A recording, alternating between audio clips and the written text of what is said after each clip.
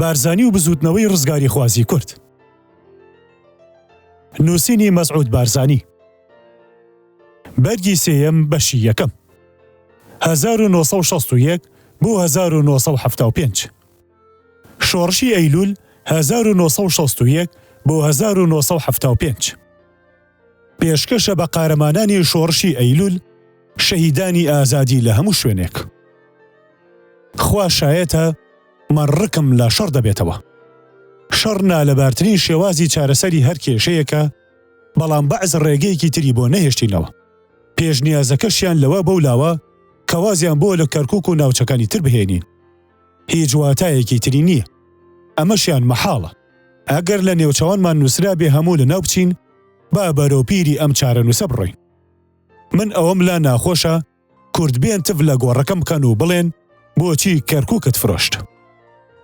بارزانی 1974 پێشەکی نووسینەوەی ڕووداوەکانی شۆڕشی ئەیلولم زۆر لە ئاسانتر بوو لەوەی لە بارزانی و بزوتنەوەی ڕزگاری خوازی کووردا نووسیومە، چونکە خۆم هەر لە سەرەتاوە لەگەڵ ئەو شۆڕشەدا ژیاوم و لە ناوەندی بڕیار دروستکردن و دەستگا شادەمارەکانیەوە نزیک بووم. پاشانیش بووم بە بەشێک لەو ناوەندە. لەلایەکی تریشەوە خۆم بە پاراستنی ئەرشیفە گەورەکەی دۆکۆمنت و باڵگەنامەکانی شۆڕشەوە خەریک کردبوو کە ئەو ئەرشیفە ئەو مایە بنەڕەتیەیە هەموو لێ تۆژەوەیەک پێویستی پێیەتی و هەرکەسیە بیەوێ خۆی بە ڕووداوێکی مێژووی پڕ بایەخی واوە خەریک بکە ناتوانێت لێی دەستبەردار ببێ. بەهۆی ئەمەوە زۆر بە پێویستم دەزانی ئەو زانیارانی لە یاد من و ئەو سەرنجانی نووسیومەتەوە و ئەو دۆکۆمنت و بەڵگە نامانەی پاراستومن و نەمێشتووە لە ناو بچن. بەشێکی دەست لێ هەڵنەگیرا و پشتگوێ نەخراو بن لەو گشتە بابەتانەی لەباری شۆڕشی ئەیلولەوە نووسراون. مێژووی ڕاستینەی هەڵگیرسانی شۆڕش ڕۆژی 9 ئەیلولی 1961 بوو کە ئەو ڕۆژە لەشکری عێراق لە زۆر ناوچەدا هێرشیان هێنایە سەر هێزەکانی کورد. هێزەکانی کوردیش زاخۆیان لەو ڕۆژەدا ئازاد کرد. بەڵام 11 ئەیلول بە مێژووی ڕسمی هەڵگیرسانی شۆڕشدانرا چونکە باڵەفڕە جەنگەکانی عێراق لەو ڕۆژەدا لە ئاسمانی کوردستاندا بەدەرکەوتن و دەستیاندایە بەردومانکردنی ناوچە گەلێکی بەربڵاو کە چەندین گوند و شارۆچکایان دەگرتەوە. بە تایبەتی دێهاتە پرژ و بڵاوەکانی ئەمبەر و ئەوبەری ڕێگەی کەرکووک سلێمانی و گوندەکانی دەوروبەری ئەستێڵی دووکان کە دەکەونە دۆڵی خەلەکانەوە. من هیچ نکۆڵیم لەوە نییە کە عەبدولکەریم قاسم زۆری نەخایەند لە ڕاستە ڕێ لایدا و دەستیدایە دوژمنایەتی گەلی کورد و مافەڕاوەکانی پێشگوێ خست. بەڵام بە هیچ جۆرێکیش ئینساف و دادپەروەرانە نییە هەموو ئەو تاوان و بەد ڕەفتاریانەی لە ماوەی شۆڕشدا دەرحەق بە شۆڕشی کورد و گەلی کورد کران هەمووی بدەینە پاڵ ئەو بیخێنە ئەستۆی ئەو، چونکە دوو بەرەهەن ئەو بەرپرسیاریان بە هاوبەشی دەکەوێتە ئەستۆ. منیش پێویستە لەسرمدان بەوە دابنێم زۆر جار حەکیمانە و دووربینانە مامەڵەمان لەگەڵ عەبدولکەریم و ڕێژەمەکەیدا نەدەکرد. بگرێ هەڵەشەی و سەرڕۆیی پیو دیار بوو. ئەو مەترسیانەمان ڕاچاو نەدەکرد کە حکومڕانی و ڕژێمی عەبدولکەریمیان داخستە مەترسیەوە. ئێمە هەندێک جاروا دەجوڵینەوە کە بۆ خۆمان دەوڵەتێک بین لە چوارچێوەی دەوڵەتدا. ئەوەش دەبوو بەمای دڵە کوتە و لێکدانەوە و ترس و لەرزی عەبدولکەریم لە چارەنووسی بەرهەڕەشەکەوتوی یەکاتی نیشتیمانی عێراق. بەمەش بیانوویەکی بەهێزمەدایە شۆڤێنیە هەلپەرستەکانی دەور و پشتی ئەو کە هیچ دڵسۆزی و لایەنگریان بۆی نەبوو. زۆرترین ڕادەی کینە و بوغزیان بە جۆرێکی تایبەتی بەرامبەر گەلی کورد و ئاواتە نەتەوەی یەکانی لە دڵدا بوو. ئیتر بۆ خۆیان کەڵکیان لەو بیانوە وەرگرت و لەو هەوڵ و تەقەلایەدا سەرکەوتن کە دایاندا بۆ ئەوی ڕای کێشن بۆ ناو سەنگەری خۆیان و دیوارێکی شکوو بەدگومانیان لە نێوان ئەو مەلا مەسەفا بارزانی و پارتی دیموکراتی کوردستان و گەلی کووردا بە مەبەستی تەراخستنی لە دۆست و لایەنگرەکانی و گوێکردنەوەی لێیان دروست کرد تا بتوانن بە ئاسانی پلان بۆ عەبدولکەریم سازکەن و لای بەنوبی ڕوخێن و ئەو کۆدێتایە بکەن کە خۆی و ڕژێمەکەشی بەجارێ لەناو برد. من بۆ خۆم لام وایە زۆر دوور بوو ئەو کۆدێتایە سەر بکەوێ. ئەگە پارتی دیموکراتی کوردستان و بارزانی سەرۆکی پارتی لە پاڵ عەبدولکەریمدا مابوونایە. لێرەدا نابێ بەرپرسی حیزبە سیاسیە گەورەکانیش لە وەرسوڕانی قاسمدا پشتگوێ بخەم. هیچ شیان نەبوو بە شێوعی و پارتیەکان بە دوورخستنەوەی خۆیان لە قاسم مەیدان بۆ نەتەوە شۆڤینەکان چۆڵ بکەن و ئەو بۆشاییە سیاسیە جێبی هێڵن کە پیلانگیێڕەکان بێن پڕیکەنەوە و ئازادانە پیلان و فڕوفێڵی خۆیان بهۆنەوە و تاخم و دەستە بەشەکانی خۆیان یەک بخەن کە سەرنجام توانیان عەبدولکەریم لەناو ببن. مەسەلەکە هەرچۆنێ بوو بێ شۆڕشی ئەیلول هەڵگیرسا کە بێگومان گەورەترین شۆڕشی گەلی کوردە بە درێژایی ئەو ئازار و ژانە مێژوویەی چەشتوێتی و دەیچێژێ. بەڕاستیش ئەم شۆڕشە دایکی هەموو شۆڕشەکانێتی، چونکە نەخشەی ڕێڕەوێکی مێژووی نوێی بۆ گەلی کورد کێشە و خەباتی ئەم گەلی گواستەوە بۆ قۆناغێکی مێژووی وە کە لەوە پێشتی وای بەخۆیەوە نەدیبوو، یان بەواتایەکی شایەنتر ئەم شۆڕشە سەرەتایەکی نوێ بوو بۆ نووسینی مێژوویەکی تازە بۆ گەلی کورد، چونکە پاڵی بە مەسەلەی کوردەوە نابوو ئاسوویەکی بەربڵاو خستیە بەردەم کۆڕ و کۆمەڵە نێو دەوڵەتیەکان. هەروەها ئەم شۆڕشە لە سۆنگەی ئەوەی کە سەرانسەری کوردستانی عێراقی گرتەوە و پشتیوانی بێ سنووری گەلی کوردی لە دەروی سنووری عێراقیشدا وەدەسێنا و شۆڕشی تەنیا ناوچەیی نەبوو، لە ناوگە شۆڕشە ناوخۆیەکانی ئەم گەلەدا تاقا نەبوو. گەورەترین سەرکەوتنێ ئەم شۆڕشە بەدەستی هێنابێ بەلای منەوە ئەوە بوو بۆچوون و شیاری نەتەوەیی و بیر و باوەڕی دیموکراتی لە ناو هەموو توێژاڵەکانی گەلی کووردە هەر لە زاخۆ تا خانەقیم بڵاو کردەوە. یەکێ لە ئەنجامەکانی ئەم شۆڕشە ئەوە بوو مەتمانە بەخۆیی لە ناو خەڵکی کووردا بڵاو کردەوە و ئاواتێکی هێنایە دی کە دەمێ ساڵ بوو ڕۆشنبیران و نیشتیمان پەروەرانی کورد چاویان تێبڕی بوو. ئەویش برێتی بوو لە یەکدەنگی بواردنی دابوونەریت و گوێ بە فەرمانیە ئاساییەکانی لەوە و پێش. شۆڕشبازی بەسەر هەموو ئەمانەدادا و باتۆندی و خۆڕاگری و بیرتیژی و وێڵ و کەماڵ و هەنگاو هەڵێنانەوە و شارەزایی بەربڵاوی بارزانی لە کاروباری گەلەکەی و لایەنەکانی هێز و کەلەبەرەکانی لاوازی ئەم گەلەدا لەو داونەریت و سربەم و بەویانەی جاران پەڕیەوە و ئەوانی هەموو خستنە لاوە. وە نەبێ من پەردەم لە ڕووی نهێنیەک هەڵماڵی بێ ئەگەر بڵێم ئەم شۆڕشە لە بارودۆخێکی لە هەموو سەرێکەوە نا لە باردا هەڵگیرسە، چونکە نەتوانی مایەیی و نەتوانی واتایی بۆ سەرکردایەتەکەی نەڕەخسا بوو کە ئەم کارەی پێوە بەڕێوە ببات. وشیاری نەتەوەی لەو سەردەمەدا هێشتا ساوایەکی تازە هاتووە دنیاوە بوو، پێویستی بە پێگەیشتن و لە خەم ڕەخسین و هێز و توانای ئەوتۆ بوو کە یارمەتی بدا بۆ دەربازبوون لە داوی سەر بەم خێڵ و بەو خێڵی کە ئەو ڕۆژە بۆ خۆی دەستڕۆشتووی مەیدان بوو. هەروەها گەلی کوردیش فێری هەڵگرتنی باری تەوژمی حکوومەت و جەنگی بە دەرەتان نەبوو.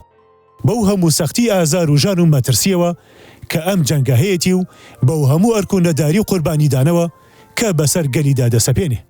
بۆیە دەماندی بەشێکی پڕبایەخی پیاوە چەگەڵگرەکانی گەل داچوونە پاڵ حکوومەت و لە یانگری خۆیانیان پیشان دەدا کە ئامادەن بچنە پاڵ هێزەکانی دژی شۆڕش. ئەمانش ئەوانن ناوی جاشیان لێنراوە کەوا تاکەی بۆ خوێنەر شاراوە نییە.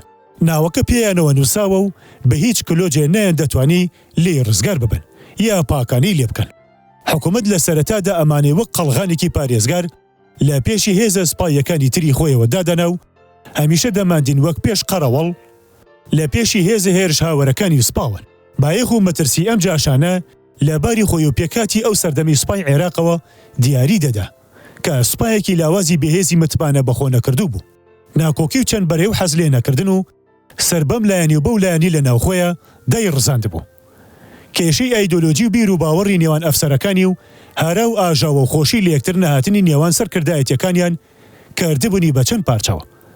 لێرەدا لە سەرخۆمی بە پێویست دەزانم بە جەختەوە بڵێم ئەم سوپایە هەر لە یەکەم ڕوبەڕووبوونەوەکانیدا لەگەڵ پێشمەرگە دەبوو بە نێچیرێکی نەرمەقوت بۆ جەنگاوەرەکانی ئێمە و بەسەر یەکدا تێک دەشکێنرا ئەگەر ئەو جاشە چڵکا و خۆرانە نەبوونایە. هەروەها دەبێ بەداخیشەوەدان بەوەدا بنێم کەوا ئەو جاشانە ڕۆڵێکی سەرەکیان لەوەدا دی کە نەیانێش پێشمەرگە لە سەرەتادا بە خۆڕاگریان و جەنگنی بەڕاستیان سەرکەوتنی بنابڕ و کاریگەر وە دەست بهێنن. بەڵام زۆری نەبرد بەهۆی خۆڕاگری پێشمەرگە و ڕیشەی خۆ قایمکردنی شۆڕشەوە بارودۆخەکە گۆڕە. جاشەکان کە لەوانەشە هەستیان بەوە کردبێ سپا خراپ مامەڵیان لەگەڵدا دەکا و بە چاوی سوک بۆیان دەڕوانێ. جاروباریش بەهۆی ئەوە کە دەرونیان بێدار دەبەوە وایان لێهات تێدەگەیشتن ئەو کاری دەیکەن کارێکی لە دژی بەرژەوەندی نیشتیمان و بگرێ لە ئەنجامدا و درەنگ وەخت دژی بەرژەوەندی خۆشیانە. بەڵام ئەم بێداربوونەوەیان درەنگی پێچوو تا ئەوان وردە وردە کەوت نەخاوبوونەوە و گەرم و گۆڕیەکەی جارانیان نەما و ئەو دڵسۆزیەی بۆ حکوومەتیان بەو جۆرە نەمایەوە و ئەو پاڵە پەستۆیی جاران دایان خستە سەر هێزەکانی شۆڕش کەس بوو. ئیتر سوپای عێراق گەلێشتیان لێوە فێر ببوو تا تاکتیکی وەک ئەوان بگرێتە بەر و بە شێوەکەی ئەوان بچۆڵێتەوە. ئەمە سەرە ڕای ئەوەش کاچەکی تازەی زۆریشی بوو هاتەبوو تا کار گەیشتە ڕادەیەک لەشکری حکوومەت وەک سەگی ڕاو پێکردن بە کاری دەهێنان و تاخمی کەمکەمی لێیان لە پێش سپاکەیەوە دەنارد بۆ ئەوەی ئەو شوێنانی بۆ بدۆزنەوە کە پێشمەرگە خۆیانیان تێدا قایم کردبوو. ئەنجا باڵەفڕەکانی دەناردە سەریان و بۆ ئەردومانیان دەکردن، یان دەیاندانە بەر تۆپی دوور هاوێش تا پێشمەرگە لەو شوێنانە هەڵکنن. ئەنجا لەشکری هێرشبەرێ بۆ گرتنی ئەو شوێنانە. هەرکی سەرشانی جاشەکان لە دوا قۆناغەکانی جەنگدا ببوو بەمە و ئەمەمان لەم کتێبەدا بە درێژی لێکداوەتەوە و نمونەی ڕووداوی ئەم کردارانەمان گێڕاوەتەوە. ئەگەر لە ڕووی کاروباری دەرەوەشەوە سیر بکەین، شۆڕشی ئەیلولی کورد یەکێک بوو لە نێچیر و قوربانیەکانی جەنگی سارد. ئەو جەنگی ساردەی لە پاش جەنگی دووەمی جیهانەوە لە نێوان ڕۆژهەڵات و ڕۆژئاوادا یا بە واتایەکی وەرتر لە نێوان گەورەترین دوو دەوڵەتی جیهان بە قەوارە و بەهێز وڵاتە یەکگرتوەکانی ئەمریکا و یەکەتی سۆڤێت هەڵگیرسا. مەینەت و دەرد و ئازارێکی زۆری بەسەر گەلانی چەوساوەدا هێنا کە گەلی کورد بێ قسە لە ڕیزی پێشەوەی ئەو گەلانە بوو. جەنگی سەرد دەرگەی ڕووتاندنەوە و تاڵان و چەپاوکردنی لەسەر حسابی گەلی کورد بۆ ئەو دەوڵەتانە خستە سەرپشت کە کوردستانیان لە نێوان خۆیاندا دابش کردبوو. ئەم دەوڵەتانە کەڵکیان لە کێشەی گەرمی نێوان ئەم دوو هێزە وەردەگرت بۆ دەستدرێژیکردنە سەر گەلی کورد و داننەنا بە مافەکانیدا و ڕاوەدونانی ڕێکخراوە نیشتیمانیەکانی. بێترس لە هیچ جۆرە دەستی وەردانێکی دەرەوە یان لە هەر جۆرە هەوڵێک بۆ لەسەرکردنەوە و هاتنە دەنگ لە هیچ ڕادە و پلەیەکدا لەلایەن هیچ یەکێ لە لاکانی ئەو جەنگە ساردەوە لەو جەوروستەمەی لەو گەلە دەکرا. پیانیوشیان لەم بێدەنگیە و لەم کڕ و کب وەستانەیاندا ئەوە بوو کە پرسی کورد پرسێکی ناوخۆییە و چارەکردنی دەگەڕێتەوە بۆ ئەو دەوڵەتانەی پەیوەندیان پێوەیە و هیچ هێزێکی دەرەکی مافیەوەی نییە دەستی تێوەردە یا هەوڵی ئەوە بدا بیگوێزێتەوە بۆ ئاستی نێو دەوڵەتان و وەک گیر و گرفتێک بیخاتە بەردەم دەستە و کۆڕ و کۆمەڵە نێو دەوڵەتیەکان لەو ڕۆی کە پرسی گەلێکە نکۆڵی لە پێناسی نەتەوەیی و مافی چارەی خۆنووسینی کراوە. هەڵکەوتوا بوو شۆڕشی ئەیلول لە سەردەمێکدا بەرپا بوو توند و تیژی کێشەی جەنگی سارد گەیشت بووە چڵەپۆپی. بەهۆی ئەمەوە شۆڕش لەباری پەیوەندی نێو دەوڵەتیەوە تووشی نیمچەتەرە کەوتنێ هاتبوو هەموو لایەک پژویان خست. لایەنەکانی کێشەکە لەم جەنگەدا لە هەموو کاروبارێکی نێو دەوڵەتیدا لێکگوێ بوون، بەڵام لەوەدا هاودەنگ بوون کە هیچ لایەکیان دەست لە پرسی کورد وەرنەدا. نەمانی جەنگی ساردیش گۆڕانێکی ئۆتۆی بەسەر بارودۆخەکەدا نەهێنا کە هەستی پێ بکرێ و وەزعەکە هەروە خۆی مایەوە. خۆ ئەگەر جۆرە خۆپێشاندانێکیش لەلایەن دەوڵەتێکی ناوچەکەوە بوو بێ کە گوایە سۆزی دڵی لەگەڵ بزوتنەوەی کووردە تا ڕادەیەک کە دەستی یارمەتی بۆ درێژ بکە، ئەوە بۆ ئەوە بووە خۆی لێ نزیک بخاتەوە و پاشان کوتەکێکی تێسرەوێنێ وەک شای ئێران کردی.